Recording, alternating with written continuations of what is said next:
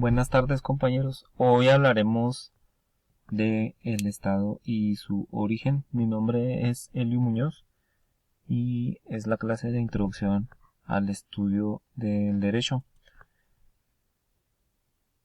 El origen del Estado no ha sido el mismo desde su origen. Es un fenómeno que ha estado en constante evolución, desde consistir en formas organizativas simples hasta dimensiones más complejas. De acuerdo a algunos historiadores, antropólogos, la sociedad humana ha pasado desde el estado primitivo, desde hace aproximadamente 5000 años, pasando hasta el estado feudal, hasta llegar al estado nación que actualmente conforma nuestra sociedad, que se funda en el reconocimiento de la personalidad jurídica de cada uno y en la aceptación de la interacción con las entidades políticas autónomas del Estado. Veremos el origen de, de este Estado. El primero es Asia Oriental. Esta fue a partir del siglo VIII. Se da la existencia de sociedades políticas gobernadas por un monarca. Esta monarquía se perpetuaba hereditariamente, por lo que las familias titulares del poder se les conoce como dinastías imperiales. En aquel tiempo se suponía al emperador como el representante del cielo y absoluto de todos los hombres. Luego está Grecia. Esta tenía dos organizaciones políticas, se dieron en esta cultura, que fue la espartana y la ateniense. Con el tiempo, los habitantes de las polis tomaron parte en las tareas del gobierno, reconociéndoseles como hombres libres. No obstante, no participaron en un plano de igualdad, pues la sociedad se dividía en 4 clases según su fortuna y los derechos y deberes estaban en proporción a su riqueza.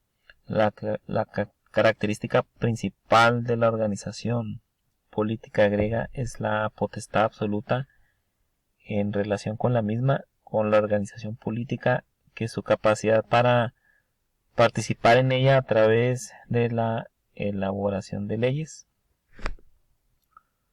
Luego está Roma. Esta fue fundada en el año 750 antes de Cristo. En sus comienzos el gobierno era monárquica electiva y se dividía en 2 clases, que fueron los patricios y la plebe. Los patricios eran la clase aristocrática, tenían derechos políticos y al reunirse en 10 grupos formaban las curias.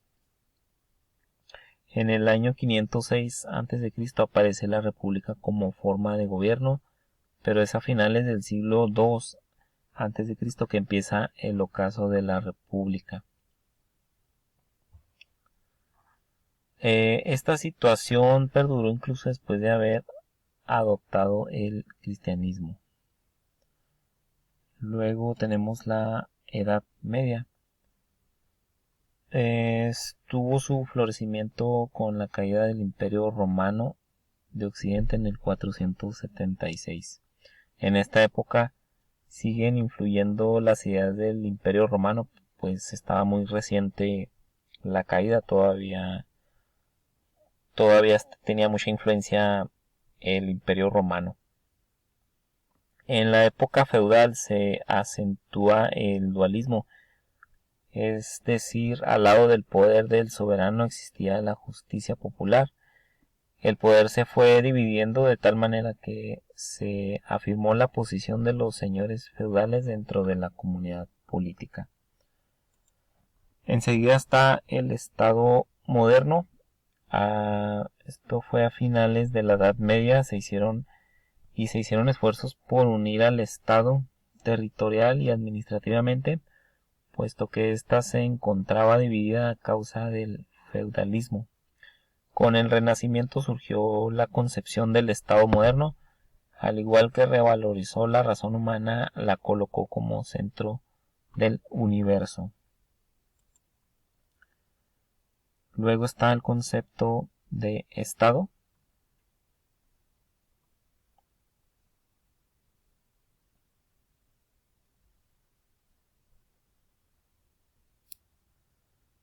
Existen distintas concepciones de la palabra Estado, desde su magnificación hegeliana, al decir que todo lo que el hombre es se lo debe al Estado, hasta la consideración de Marx de ser un instrumento de dominio de una clase sobre otras. Sin embargo, también se le puede entender como el territorio que cuenta con organización jurídica para gobernar a la sociedad integrante del mismo, en pro de la convivencia, la armonía, la paz social y el bien común.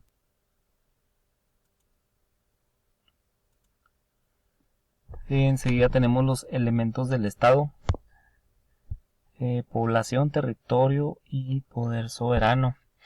Dentro de la doctrina de Kelsen intervienen conceptos que giran en torno al Estado, que se refieren a la validez y vigencia del orden jurídico positivo. Kelsen toma el Estado como ente jurídico sin considerar los aspectos sociológicos y de valoración jurídica por ser temas metajurídicos. Sin embargo, él mismo se contradice al decir que el Estado no son los hombres que vemos y tocamos, sino únicamente un sistema de normas que tiene por contenido una conducta humana. Para definir o para que se pueda definirse correctamente al Estado, cualesquiera sea lo corriente o teoría, deben incluirse en su definición los tres elementos personales indispensables en su estructuración, que son población, territorio, siendo los elementos materiales del Estado, y poder soberano como elemento formal. Y por último tenemos el gobierno. Pues a este se le puede considerar en sentido amplio como el conjunto de órganos mediante los cuales el Estado actúa a través de un ordenamiento jurídico en cumplimiento de sus fines, y en sentido restringido es el conjunto de órganos superiores del Poder Ejecutivo bajo la presidencia del jefe de Estado. Ahora bien, para que el gobierno exista y funcione, necesita de dos elementos importantes, que son el Estado y el derecho. Los conceptos de Estado y derecho entran en la paradoja de determinar si el Estado se antepone al derecho o viceversa. Por lo tanto, antes de analizarlos, basta decir que, como quiera que se juzguen, ambos son realidades históricas de existencia permanente. Y eso sería todo de mi parte. Muchas gracias.